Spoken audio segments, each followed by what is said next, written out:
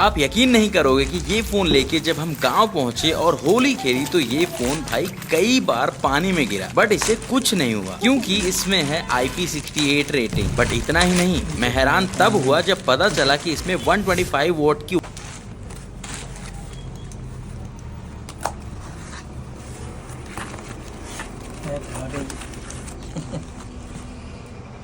सही है। सही खोला आओ एक खुल्लू है नसी लागून सही लगा बड़े का